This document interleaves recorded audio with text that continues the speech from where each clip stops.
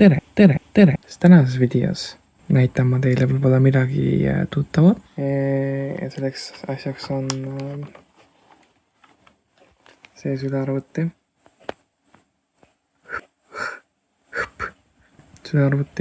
Täpsemalt must HP sülearvuti, mida te nägite ning jah, kui ma praegu siin toite nuppu vajutan, siis midagi ei juhtu. Sülearvuti esiküljel on kaardipesa ja mitte midagi muud. All on mingisugused ventilaatorid. Vasakul küljel Kensingtoni laadiapesa auk, ventilaatori augud, VGA port, võrgukaabel, HDMI, USB Super Speed port ja kõrvaklapi auk.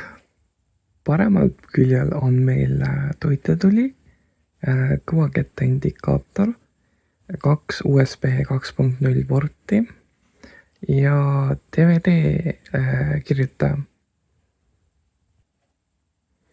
Seega paneme toitekaabli taha ja vaatame, mis juhtub. Unustasin mainida, et siin on ka eemaldatav aku, aga meil on port taga ja me näeme valget tulukest. Lülitame asjanduse sisse siis. Ehk siis see sülearvuti on HP 255 G2 Notebook PC. Sellel on tootmisaeg on 13. august 2014. Sellel on AMD E1 2100 APU Radeon graafikaga, mis jookseb kellasagedusel 1000 MHz. Ehk teisisõnu, see sülearvuti ei ole eriti kiire. 4 GB operatiivmälu. Sellele oli algselt installitud Windows 8.1. HP on nagu veebisait, kus sa saad nagu driverid asju alla laadida. Aga ma avastasin, et selle sülearvuti jaoks on tegelikult olemas ka Windows 7 driverid. Kohe te näete, mis juhtub.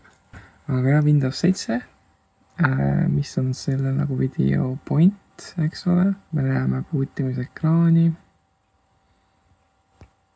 Ja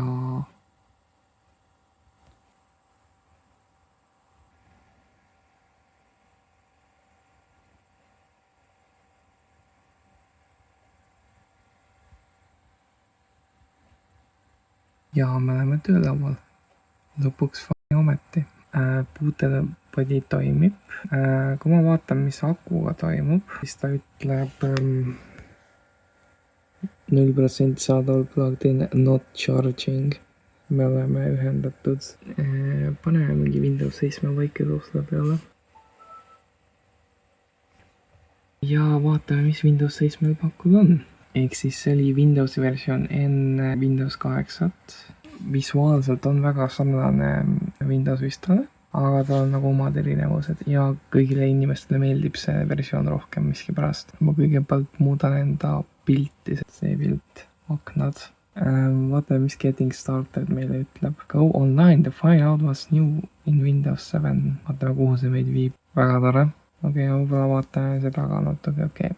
Windows 7 kui need teemad kaasas. Alustame kõige igavamatest, ehk siis alustame Windows 7 Basic. Kui teil on nagu arvuti, meil on eriti head videokaarti olnud, siis seda teemat kasutada. Ta ei näe nii kena välja, aga ta töötab rohkemates arvutites ja võib-olla on kiirem ka. Windows Classic. Kui teile meeldis Windows 2000 teema miski pärast, kõrge kontrast, kui te olete olukorras, kus on vaja kõrget kontrasti miski pärast. Aga edasi tulevad siis ARA teemad. Nüüd üks võetav asi nende ARA teemadega on see, et me saame muuta nagu aknavärvi ükskõik milleks. Saame siis valida mingi värvi, mis meile meeldib. Ehk siis Windows 7 teema, siin on nüüd üks taustapilt. Üks uus funktsioon, mida Windows 7 endaga kaasa tõi, oli tausta nagu slaidiseanssid, kui ma näiteks arhitektuuri teema peale panema. On see taustapilt kõigepealt, eks ole. Aga mingi ajaperioodi möödudes või kui ma vajutame siin next desktop background, me näeme teistsugust taustapilti. Et jah, desktop background on slideshow. Moodsas Windowsis see isegi veel eksisteerib, aga neil on need kõik taustapildid, mida näitab aega iga 30 minuti tagant. Characters.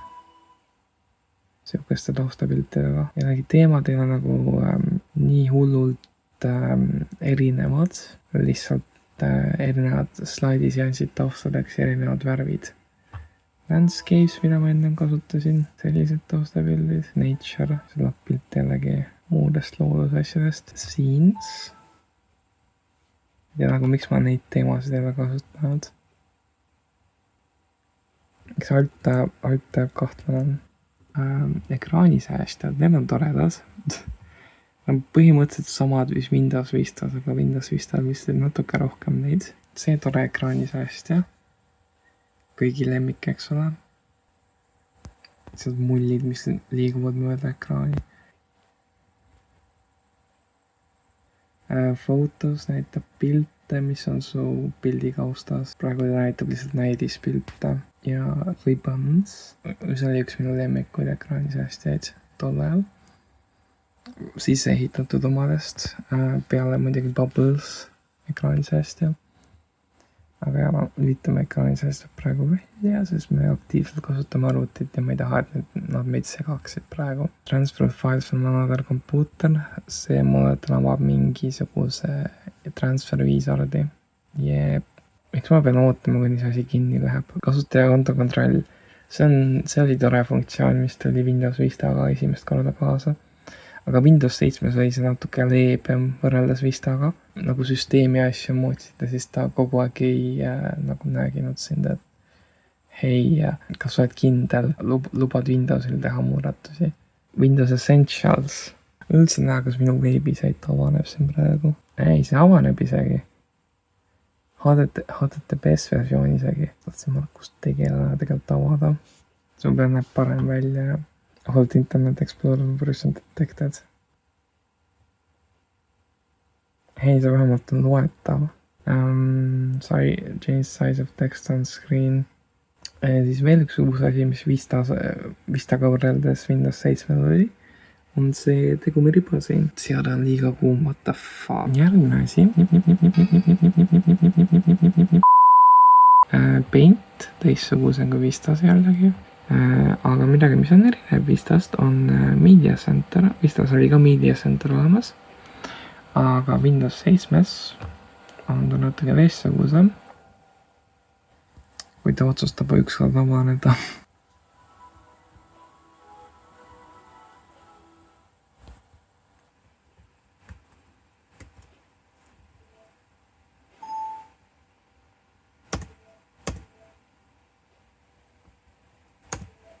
See on siis Windows 7 näidisvideo. Siin on ka media player.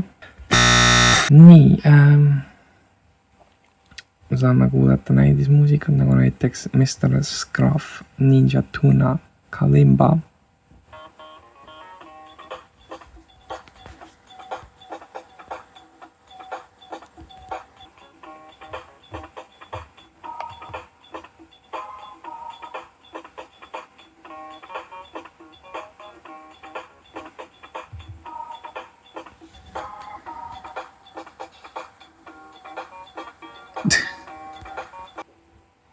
Feature not available.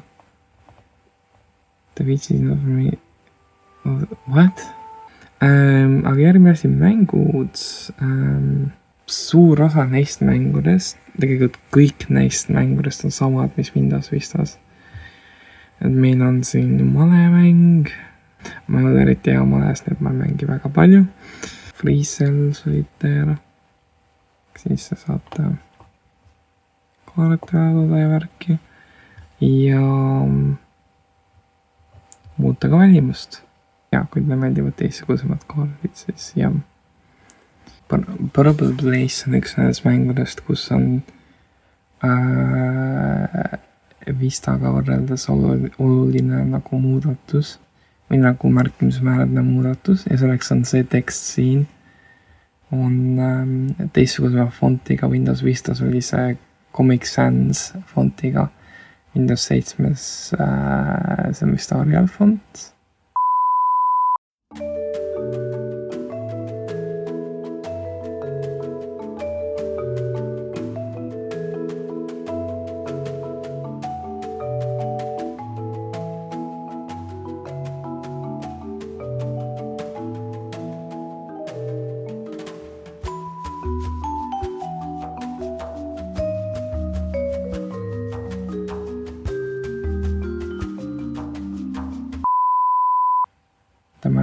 kus me peame ära arvama, mis kostüümtüübil või no mis nägu tal peas on, eks ole.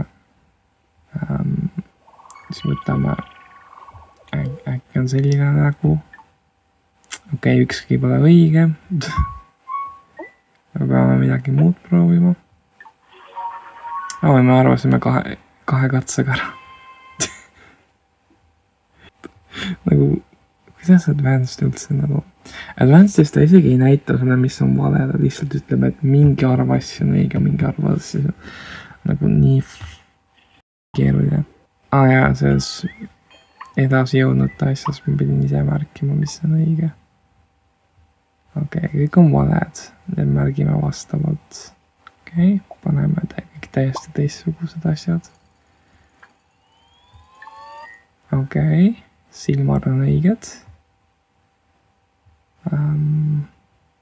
Kõik ülejäänud on valed. Ei, ta peabki olema see, muud varianti ei ole. Oota. Okei, ma märkisin millegi valesti.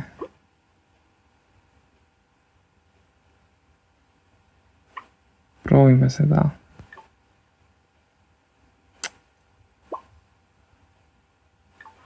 Okei, märkisin midagi valesti vahepeal. Aga jah, ma sain hakkama. Siis see on omaette nagu kunst, kui ma panen. Nagu 5 asja. Siis ta ütleb, mingi arv on õige. Nagu kuidas sa selle põhjal peaksid aru saama? Me oleme seda teemat kunagi kasutanud ja see taustapilt on väga uus ja huvitav. Minu jaoks internetimängud veel toimivad või tahaks loota. Väga kurb. Üks asi veel, mida ma tahtsin näidata. Ma ei ole isegi Windowsit aktiveerinud. Ning jah, Experience Index on nagu Windowsisse sisse ehitatud benchmark ja pudelikael on vist ilmselge